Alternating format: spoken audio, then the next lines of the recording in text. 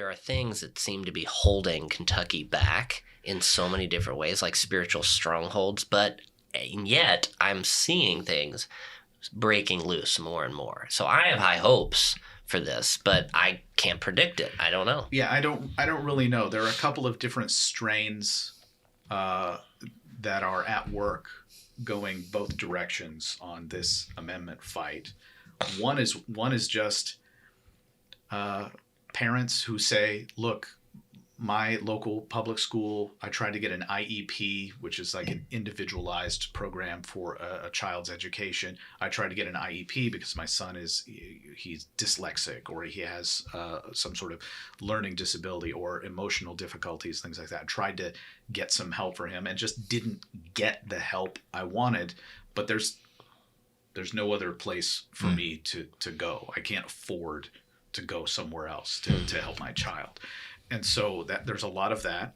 There's a lot of administrators, boards of education, superintendents who are like, this will devastate our public schools. Now, I don't believe that, because to the extent that a local public school is delivering the goods for young people, parents aren't going to go anywhere. Right.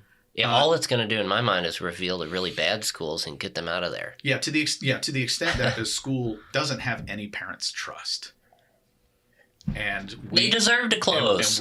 And we craft a program that allows parents to, put the money in the backpack. The kid goes to the school that meets that family's needs the best. Including like transportation and stuff like that. Any number of things. So the education opportunity accounts that were thrown out by the Supreme Court in late 2022, that program could have, that money, that $25 million, to the extent it was distributed to individual families, could have been used for transportation, for tutoring, for music lessons, for tuition, of course, but a wide variety of things so that parents can really help craft the programs to get their kid the best education they can. Was there a reason that they gave? So this is getting a little bit into the policy weeds here, but I'm happy to do it.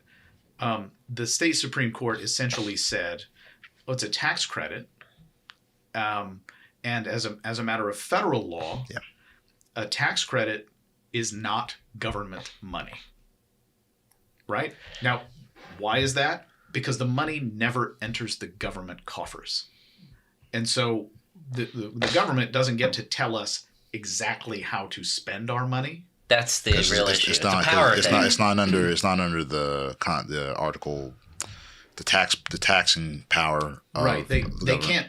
If the federal government instituted a 100% tax and then gave us all deductions and then said, oh, by the way, all of that money that we gave you back as a deduction or a tax credit, we get to tell you how to spend it now.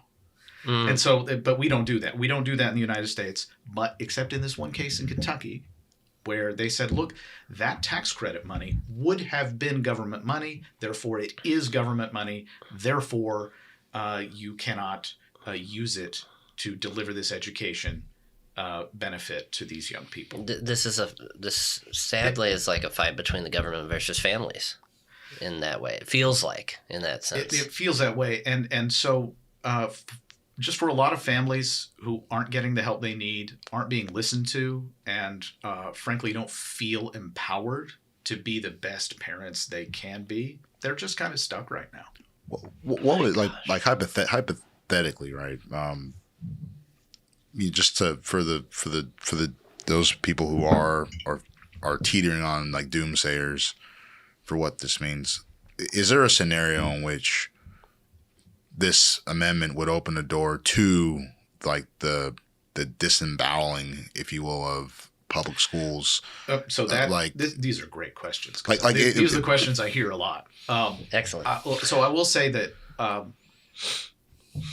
Like I said earlier, 48 states deliver parents more options than Kentucky does, and no school system has been obliterated the way that the detractors of Amendment 2 have said will happen in Kentucky. I think there's a lot of legitimate distrust of the General Assembly to do this with care and precision. And I respect that lawmakers are not the smartest among us. And, no comment. No, that's fine. I'll comment for you. He's a lawyer, so So you know lawmakers then. No comment. You've read the statutes that these people have written. Actually, but that's why I'm wearing. Yeah, that's why I'm. You know, there have to be like I guess my question would be like there have to be protections that are put around, like I guess shoring up the common schools in the wake of this amendment. Yeah. So what this amendment would not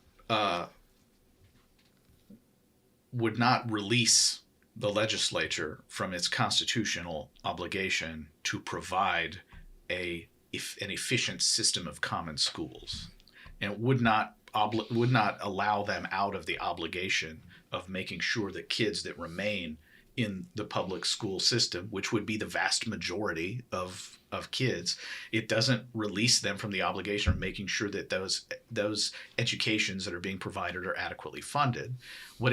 If you can think of it as like a pressure valve on demand for something extra for those kids who need it. You know, kids are different.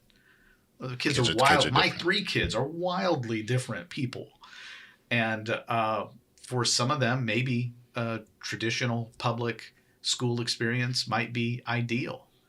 I don't know that, and I know that there are a lot of kids who are currently in the public school system for whom that experience is not ideal. Same.